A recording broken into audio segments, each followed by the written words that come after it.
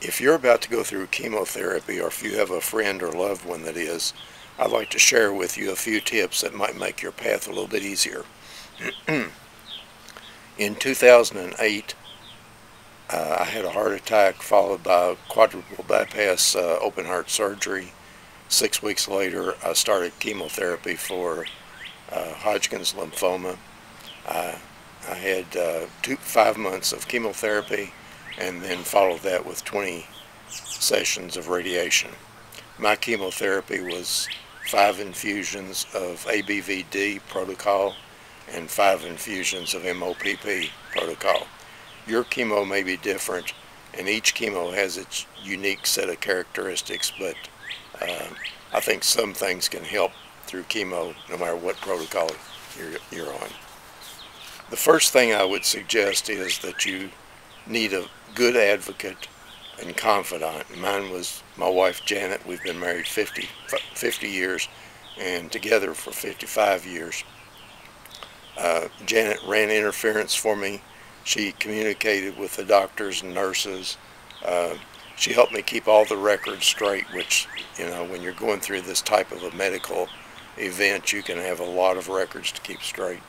Appointments and tests, and you tend to, or I tended to have what I call chemo brain, but you just feel like you're looking through a fog, and it's hard for you to think as accurately as you would normally. One of the big things that Janet did for me, I call her General Janet because she waged my war on cancer and we won, and I feel like she was a good field general. But one of the big things is insurance companies, dealing with insurance companies. There were some days when she spent hours on the phone, and persistence always paid off, but at times the insurance companies didn't want to pay, but in every case they ended up paying. And it's unfortunate that when you're going through something like this, they would give you trouble. I have 4 children who were a huge comfort to me, 9 grandchildren who are wonderful, and 3 great-grandchildren who are very young. My family was a tremendous support for me, and hopefully you'll have someone like that. My daughter Amy made infusion days very pleasurable, because when we got home she always had a gourmet meal for us, and she's an excellent cook, so we always look forward to that. And when the infusions were over, we really missed it. It was wonderful. But a confidant and advocate and support system are really important, and I hope you can arrange something like that. And especially you need someone to drive you to and from the infusions, because coming home you can I was in no shape to drive a lot of times. Now, I may make the infusions sound like they were worse than they were. They weren't anything like as bad as I anticipated. As a matter of fact, I got to the point where those were very pleasant days for me. I visualized that this was killing my cancer, and I look forward to getting these things over with. And the infusions themselves, the people are just absolutely wonderful. I feel like I went through the Markey Cancer Center, Dr. John Hayslip, and Norma, his nurse, and I feel like these people are just absolute angels, and I love every one of them. And you'll meet some incredible people, and the infusions themselves can be a time that you actually can relax and enjoy yourself. It's not all bad by any stretch of the imagination. One of the first decisions you'll have is whether or not to have a port. And a port is a small device that they implant under the skin. Mine was right here. I've got an incision about that long. They implant it under the skin. It pumps the chemotherapy straight into your bloodstream. It allows for the needle stick to be easier, and it cuts down on the chance of infection. The doctor will probably leave it up to you whether or not you want a port. I strongly recommend a port.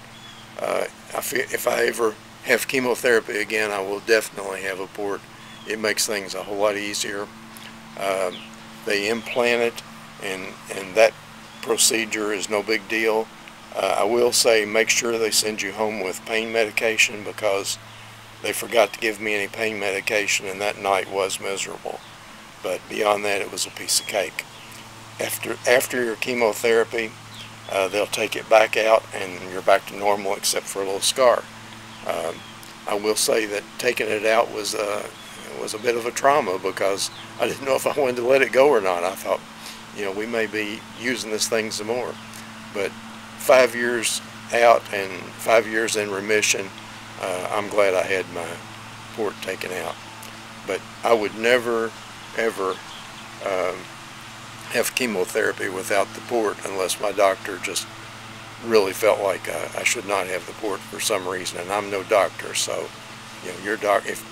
I would always do what my doctor recommends. The next thing I would say is you may want to consider going ahead and having, if your protocol is such that you're going to lose your hair, you may want to go ahead and consider having your hair cut, or even your head shaved, or cut short, real short. It sort of takes the power away from the cancer and puts it into your hands, and you'll find that you have a lot of support in this. You may even have some friends that cut their hair in support of you, but I feel like it'll help you a lot mentally. I was like Humpty Dumpty. I lost every hair on my body, my eyebrows, my beard. It comes out in clumps, and it can be traumatic. So you may want to consider cutting your hair before you get started on your chemotherapy. Going into the infusions, I think attitude is everything. I had the attitude that this is an adventure, and I want to learn everything that I can. And like I said before, I met wonderful people, and it was an adventure. I actually look forward to each of my infusions, especially that first one, because I wanted to get started. I'd been laying around for 6 weeks since the open heart surgery, and I felt like I wanted to get things going. But I think attitude is very important. If you go into it with a bad attitude, it's going to be much harder on you. So take things with you that'll help you relax. Take books, take some music if you like. You'll be there for hours, and there were times when we were there all day, and you get tired of just looking out the window. So they'll have good chairs for you to sit in, or a bed for you to lie in if you need to lie down. And they'll have magazines and things like that, but you may want to take your own music or take a good book with you. It's a good time to relax, believe it or not, and you will relax once they get the infusion started. And by all means, take some snacks and take your advocate, because you need someone there to talk with and to hear what the nurses are saying, and you'll have some instruction to make sure you clearly understand the instructions. So the first thing I ran into during chemotherapy was fire mouth, what I call fire mouth. And basically it's a huge burning sensation after the chemotherapy was over. I felt like I could burn down buildings with a single breath. I felt like I was getting sores in my mouth, because it really was dramatic. But I had a few things that people told me that were good tips that for me worked really well. One was to keep ice in your mouth during the infusion. So I would either have a popsicle in my mouth or a cup of ice, and the nurses at the infusion center will gladly bring you ice or water or anything like that you want. Where I went, they had Cokes and snacks and all kinds of things, but yours may be a bit different, but they'll bring you ice. And keep that ice in your mouth as much as you can during the infusion. I don't know why it works. Maybe it closes down the pores or something, I just don't know. But for me, it really did help, and I would recommend it for anybody. I found that the foods that I ate were important for the fire mouth. I didn't eat anything acidic or spicy or crunchy foods. my diet was pretty bland while I was going through, while on the day of the infusion and a day or so after the infusion, to make sure I didn't have any fire mouth. I also used Biotene mouthwash and Biotene toothpaste. I don't really know if they helped. They were recommended to me, and that's what I used, and I got through the fire mouth. After the first session, I didn't have any more, so I'll give Biotene some credit for that. I don't know. You want to use, your gums are very sensitive, and you want to use a very soft toothbrush. Probably shouldn't use a Pyre toothbrush. That's a little bit too aggressive, but it's as soft a toothbrush as you can possibly use, and a gentle toothpaste like Biotene. That's one of the reasons I used Biotene. And through this whole thing, you want to drink a lot of water. At least that was the instruction I had. Check with your doctor and nurse. But you want to drink a lot of water to keep this flushed through your system. Also, you'll have a lot of CT scans and PET scans and those types of things, and other scans. And you want to make sure that you drink as much water as you possibly can to flush all this out of your system. And you'll find that that does help you. It helps you in several ways. One of the things you'll probably run into is constipation. Don't be embarrassed by it. The doctors and nurses are accustomed to it. Meet it head on, stay ahead of it. Don't let it get control of you, and you'll be just fine. Let the doctors and nurses know they've got great medicines if you need them, and don't be reluctant to take them. I wouldn't advise that you try to do it on your own, because you don't know what medicines interfere and that type of thing. The doctors and the nurses are your best source there. And again, lots of water for the constipation. I now am a vegan. I wasn't a vegan at that time. I wish I had been. If I'd been a vegan when I was young, I think maybe I would never have had the cancer. I don't know. I can't prove that. But I certainly feel great as a vegan. And I think a vegan diet would have helped me through the chemotherapy. Again, I don't know, but it's speculation. During your chemotherapy, your immunity will probably become very compromised, and you won't have resistance to infection. So you need to be really careful about cuts and scrapes and that kind of thing. Probably should not use a straight razor, use electric razors. You want to do anything you can to avoid a cut. And don't you know it, a week or two into infusions, and I fell off the steps and cut my toe, and exactly what I didn't need to be doing. So do be really careful during that time. You also need to stay away from people that could cause you illness. I had pneumonia twice going through chemotherapy, in spite of General Janet running interference, and we were super careful.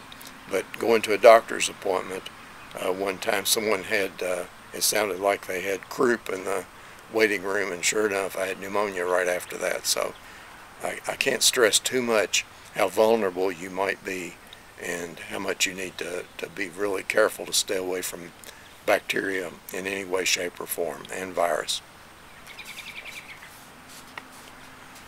You probably should invest in a good infrared thermometer, because if you run any fever, you need to contact your doctor immediately. My doctor told me that if I would do my part, he would do his part. My part was to let him know if I had a fever. His part was to fix me. Well, he upheld his end and I upheld my end, and we got through it just fine.